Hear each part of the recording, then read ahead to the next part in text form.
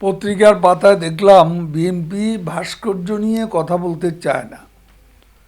এদেশের মুক্তিযুদ্ধের চেতনা, সাংস্কৃতিক ঐতিহ্য নিয়ে যখন প্রতিক্রিয়াশীল চক্র চ্যালেঞ্জ ছুড়ে দিয়েছে, তখনও বিএনপি প্রকাশ্যে কথা বলতে চায় না। কারণ আমরা জানি বঙ্গবন্ধুর নামে ভাস্কর্য, এটা মনে মনে তারাও পছন্দ করে না।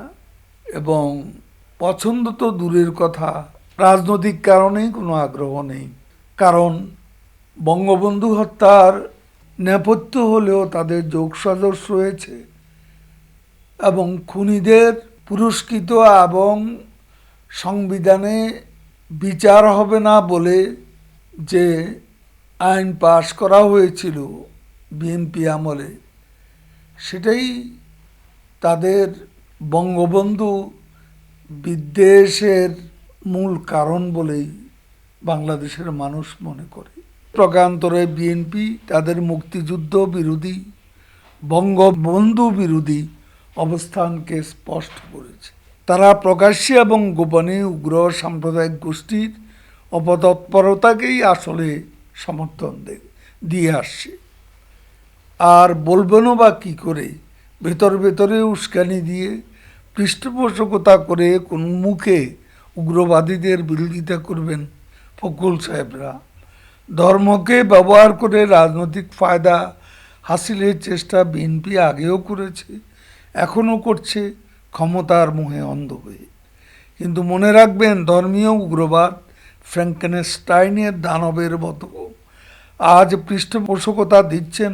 অপেক্ষা করুন, একদিন আপনাদেরও এদের আঘাতে জর্জরিত হতে হবে। সাম্প্রদায়িক ও ধর্মান্ধদের পৃষ্ঠপোষকতা করে তাদের বিস্তারের পথ বিএনপি আসলে করে দিয়েছে। দেশে এখন রাজনীতির দুটি ধারা, একদিকে উন্নয়ন ও সমৃদ্ধির রাজনীতি, অপরদিকে দেশে অব্যাহত এগিয়ে যাবার গতিকে রুদ্ধ করার রাজনীতি। একদিকে ৭১-এর অসাম্প্রদায়িক চেতনা, অপরটি ৪৭-এর সাম্প্রদায়িক চেতনা। শেখ হাসিনার নেতৃত্বে যখন চলছে মহান মুক্তিযুদ্ধের চেতনা, বিজ্ঞান মনস্ক প্রজন্ম তৈরি নিরলস প্রয়াস, তখন দেশকে চিরাচরিত পাকিস্তানি ভাবধারায় ফিরিয়ে দেয়া এবং অস্থিতিশীলতা তৈরির অপপ্রয়াস চালানো হচ্ছে। মুক্তিযুদ্ধের চেতনা বিরোধী যে রাজনৈতিক বলয় রয়েছে দেশে, তার প্রকাশ্য পৃষ্ঠপোষক হচ্ছে বিএনপি। ভাস্কর্য ইস্যুতে বিএনপির বর্ণচোরা রাজনীতি জাতির কাছে স্পষ্ট হয়ে গেছে। লাখো শহীদের অমর বীরত্বগাথা নির্মিত এদেশ নিয়ে কোনো ষড়যন্ত্র জনগণ সফল হতে দেবে না। বাংলাদেশ আওয়ামী লীগ সরকার এবং দলে গণতন্ত্র চর্চায় বিশ্বাসী। দেশরত্ন শেখ হাসিনার নেতৃত্বে দলের অভ্যন্তরে গণতন্ত্র চর্চায় দেশে যে কোনো দলের চেয়ে আওয়ামী লীগ এগিয়ে রয়েছে। ইতিমধ্যে সহযোগী সংগঠন সমূহ ছাড়াও বেশ কিছু জেলা ও মহানগরে কমিটি ঘোষণা করা হয়েছে। জমাকৃত কমিটি যাচাই বাছাই প্রক্রিয়া এগিয়ে চলছে। তবে একটা সমস্যা হয়ে গেছে, আমাদের যে দায়িত্বপ্রাপ্ত জয়েন্ট সেক্রেটারি এবং অর্গানাইজিং সেক্রেটারিরা, তাদের অনেকেই কিন্তু করোনায় আক্রান্ত হওয়ায় বিষয়টি একটু বিলম্বিত হচ্ছে।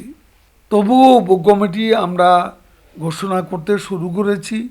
ঘোষিত কমিটির বিষয়ে কেউ সংক্ষুব্ধ হলে কিংবা কারো কোনো বক্তব্য বা অভিযোগ থাকলে তারা সেটা দলের গঠনতন্ত্র অনুযায়ী আপিলের সুযোগ নিতে পারেন। যে কোনো কমিটির বিষয়ে যে কোনো অভিযোগ গঠনতন্ত্র অনুযায়ী নির্বাচনী ট্রাইব্যুনালে জমা দেওয়া যাবে সভানেত্রীর কার্যালয়ে।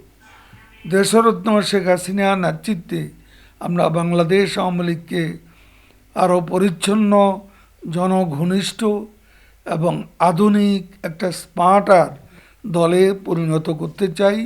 পাশাপাশি দলকে পরিচ্ছন্ন রাখতে অনিয়ম দুর্নীতির বিরুদ্ধে কঠোর দলগত অবস্থান ইতিমধ্যে তুলে ধরা হয়েছে। দলের নাম ভাঙিয়ে কোনো অপকর্ম সহ্য করা হচ্ছে না, হবেও না। দেশকে সমৃদ্ধ বাংলাদেশে রূপান্তরের উপযোগী সহায়ক শক্তি হিসাবে বাংলাদেশ আওয়ামী লীগ দলকে গড়ে তুলতে সচেষ্ট, বঙ্গবন্ধুর স্বপ্নের সোনার বাংলা অভিমুখে।